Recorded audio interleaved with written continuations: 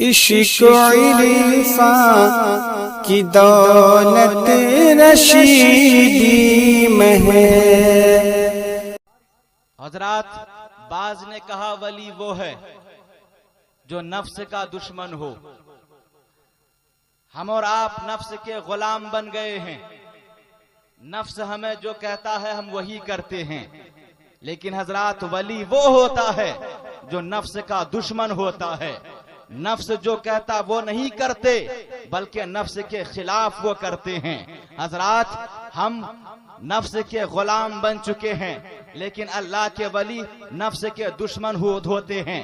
حضرات، وہ نفس کے دشمن ہوتے ہیں، وہ نفس کے خلاف کرتے ہیں۔ حضرات، آؤ، اللہ تعالیٰ قرآن مجید میں ولی کی شان، اولیاء کی شان بیان فرما رہا ہے۔ الا ان اولیاء اللہ لا خوف علیہم ولا هم یحزنون۔ حضرات، رب کیا فرماتا ہے؟ رب فرماتا ہے خبردار ہو جاؤ۔ حضرات، رب آگاہ فرما رہا ہے۔ میں آپ سے کہنا چاہوں گا، اگر باپ اپنے بیٹے کو آگاہ کرے تو بیٹا آگاہ ہو جاتا ہے۔ اگر استاد اپنے شاگرد کو آگاہ کرے تو شاگرد آگاہ ہو جاتا ہے۔ اگر ٹیچر اپنے اسٹوڈنٹ کو آگاہ کرے تو اسٹوڈنٹ آگاہ ہو جاتا ہے۔ اگر پیر اپنے مرید کو آگاہ کرے تو مرید آگاہ ہو جاتا ہے۔ کیوں مرید آگاہ ہو جاتا ہے؟ اس لیے کہ بات پیر نے کہی ہے، آگاہ پیر نے کیا ہے، بات معتبر ہوگی۔ بیٹا آگاہ ہو جاتا ہے اس لیے کہ باپ نے آگاہ کیا ہے، بات معتبر ہوگی۔ حضرات، ٹیچر آگاہ کر دے، اسٹوڈنٹ آگاہ ہو جاتا ہے، اس لیے آگاہ ہو جاتا ہے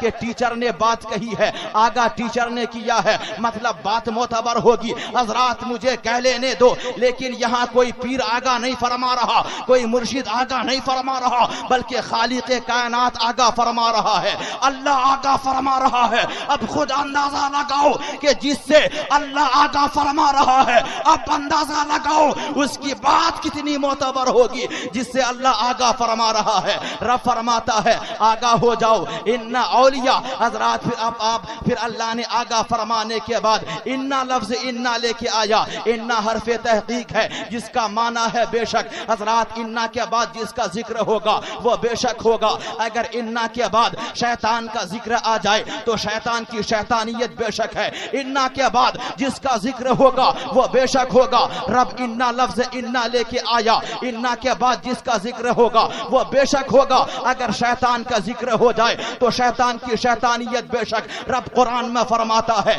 ان الشیطان للانسان عدو مبین، بے شک شیطان انسان کے لیے کھلا دشمن ہے۔ انا کے بعد جس کا ذکر ہوگا وہ بے شک ہوگا۔ انا کے بعد شیطان کا ذکر آ جائے تو شیطان کی شیطانیت بے شک۔ اب اللہ تعالیٰ انا کے بعد اولیاء کا ذکر فرما رہا ہے، یعنی مجھے کہہ لینے دو، اللہ انا لفظ پہلے انا لے کے آیا، اس کے بعد اولیاء کا لفظ لے کے آیا۔ انا کے بعد اپنے ولیوں کا ذکر فرما رہا ہے، اولیاء کرام کا ذکر فرما رہا ہے۔ پتہ چلا انا کے بعد اولیاء کا ذکر ہے تو ولی کی گفتار بے شک ہے، ولی کی رفتار بے شک ہے، ولی کی زندگی بے شک ہے، ولی کی بات بے شک ہے۔ حضرات، مجھے کہہ لینے دو، ولی کی زندگی بے شک ہے، لیکن مجھے حیرت ہوتی ہے کہ اللہ ہو کے بے شک کہہ رہا ہے، لیکن آج کل ملا ہو کے شک کر رہا ہے۔ میں آپ سے کہنا چاہوں گا حضرات، اب فیصلہ آپ کرو۔ اگر ملا ہو کے جو بے شک کہہ رہا ہے،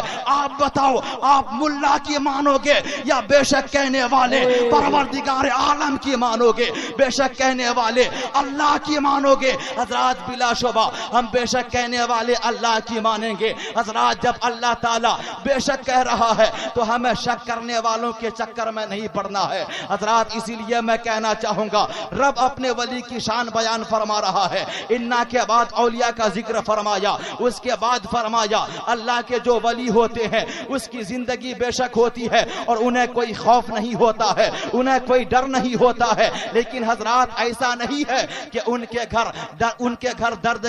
کے گھر کے دروازے پر درد دستک نہیں دیتا، ایسا نہیں ہے۔ ان کے گھر میں مصیبت نہیں آتی ہے، ان کے گھر میں تکلیف نہیں آتی ہے، ایسا نہیں ہے پیارے۔ ان کے گھر میں بھی مصیبت آتی ہے، ان کے گھر میں بھی درد پہنچتا ہے، لیکن حضرات، جو درد ہمیں درد میں مبتلا کر دیتا ہے، وہی درد جب اللہ کے ولی کی بارگاہ میں جاتا ہے تو وہ درد میں مبتلا نہیں کر پاتا۔ حضرات، کیوں مبتلا نہیں کر پاتا؟ آؤ سنو، حضرات ہمیں درد جس درد میں مبتلا کر دیتا ہے، جو تکلیف ہمیں تکلیف میں مبتلا کر دیتی ہے، وہی تکلیف جب اللہ کے ولی کی بارگاہ میں پہنچتی ہے تو اللہ کے ولی کو تکلیف میں مبتلا نہیں کر پاتی۔ حضرات آپ یوں سمجھ لیجئے، ایک بچہ آپ نے پڑھنے دیا ہے، اپنے بچے کو مدرسے میں پڑھنے دیا ہے، لیکن اگر وہ بچہ نہیں پڑھ رہا ہے، وہ کھیل کود میں زیادہ مصروف ہو رہا ہے، آپ مولانا غفران کو یا مولانا اول کو لے کے جاؤ گے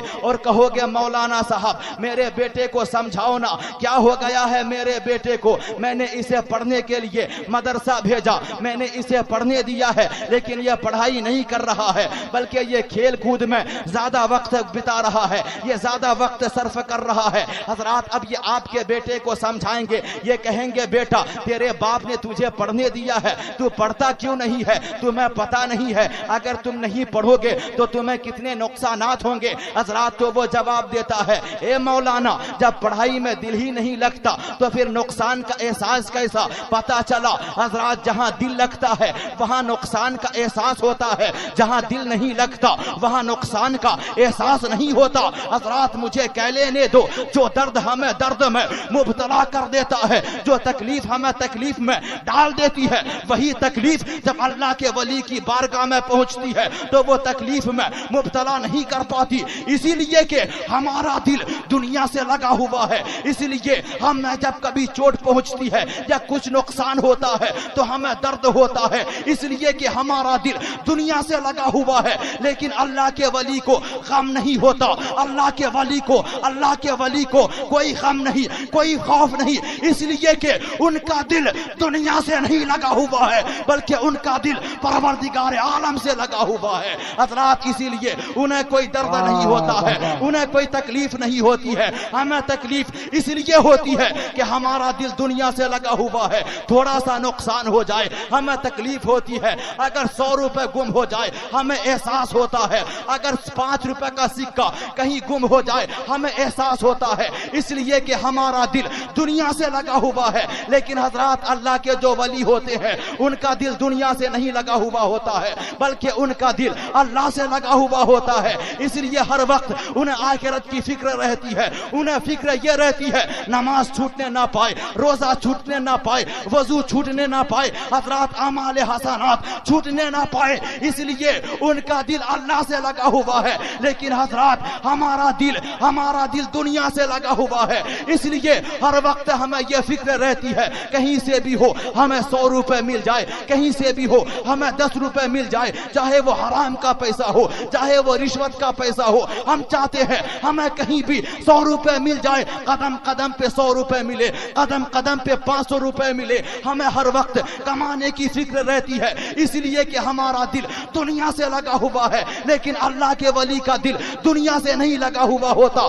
بلکہ اللہ سے لگا ہوا ہوتا ہے، اس لیے ہر وقت یہ فکر رہتی ہے ہم وہ کام کریں جس سے اللہ بھی راضی ہو اور اللہ کے رسول بھی راضی ہو، تاکہ ہماری دنیا کی زندگی بھی کامیاب ہو جائے اور آخرت کی زندگی بھی کامیاب ہو جائے۔ نعرے تکبیر، نعرے رسالت، رشیدی کانفرنس، گہوار علم و ادب، سرزمین تاراباری، نوجوانان کمیٹی۔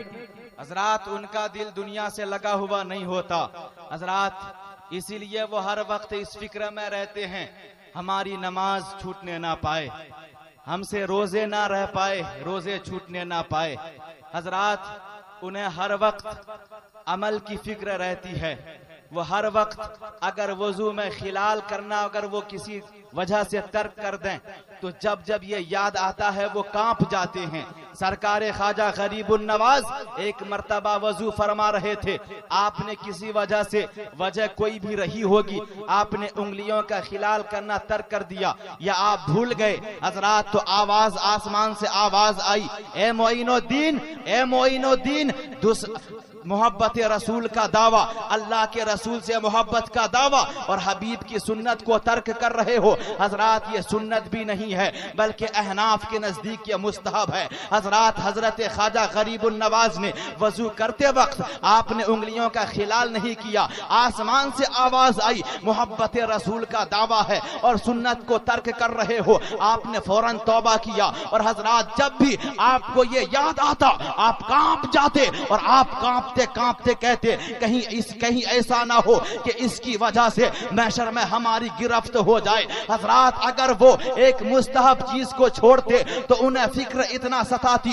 जब उन्हें याद आता तो हजरात वो कांप जाते। लेकिन आज हमारी नमाजें छूटती चली जाती है, हमें कोई फिक्र नहीं होता, हमसे हम रोजे नहीं रखते हैं, हमें कोई फिक्र नहीं होता।